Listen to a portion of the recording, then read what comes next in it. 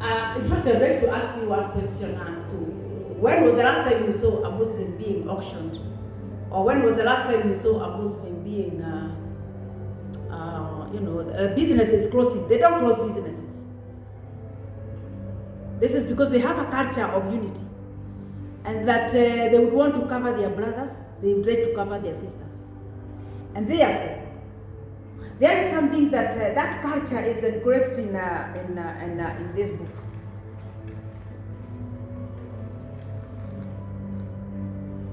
Muslims are very serious with what is written here, vis-a-vis us Christians. As Christians, we love God. Of course, we are religious and all that. But I'm not saying that all Muslims are like that. I would like to clarify that there are Muslims who are very serious. They pursue God. They are righteous. I mean, they follow this. But at the same time, we also have Christians who are very good. They are pursuing God and they love God, But we would like to ask ourselves some questions, Why is it that Muslims don't close businesses? I mean, because of they have gone up bankrupt. When was the last time you saw a Muslim being auctioned? I have not seen, personally, I have not seen. And maybe those who are being auctioned, those are the person, because normally what happens, there is a very good culture in a Muslim for unity, covering one another. In fact, anytime somebody wants to start business in the Muslim world, in the business world, somebody comes and says, me, I want like allowed 100,000 or 200,000. Somebody within the family will give them. You go do your business, just tell me how much you will be giving me. And at no interest.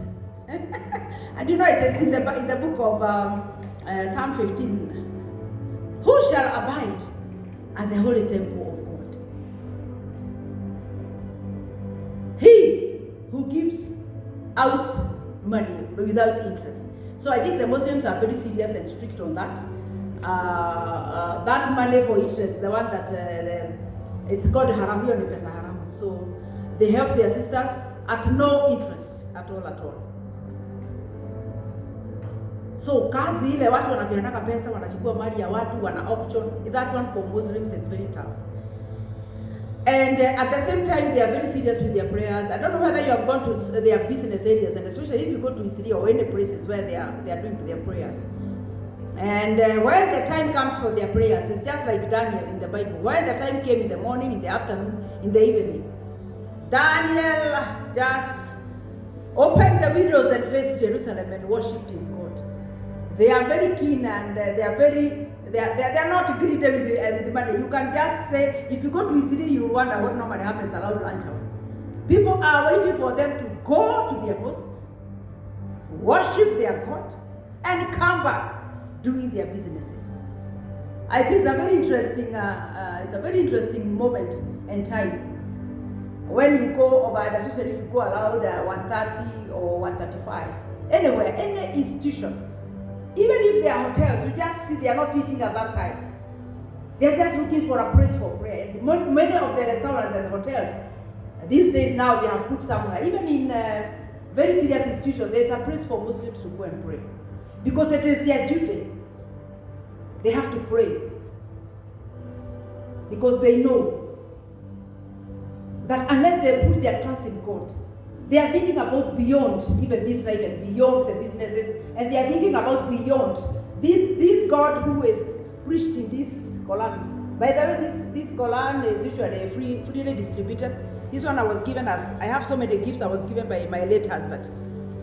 So there's so much here. This one is translated in English and also in Arabic. And therefore, so when you read here and then you realize, hey, that's why maybe I think we need to also be serious in our faith, because normally most of the Muslims, they tell us, you Christians, you are very but you don't read here. What is written here, we don't follow. We don't follow what is written here. Because, for example, it's very hard for Muslims. It's very hard for Muslims to ridicule a man of God. You see, like the way somebody is, you have seen a man of God doing ABCD. I don't know the last time I saw a Muslim just talking and gossiping and slandering an imam of a mosque. But for us Christians, every day we are pulling down our religious leaders. It doesn't matter whether they are good or bad. It doesn't matter what they have done. It doesn't matter whether you have caught them doing ABCD, because there is no one who is perfect. Because in Islam, this is what they say. Fear God. Fear God, number one. Fear the prophets. And fear your leaders. Current leaders in government. And I have been wondering, I've just been asking myself questions. I have not heard any Muslim young standing firm and accusing and slandering and talking against the person of the president of this nation. These people, they follow what is here.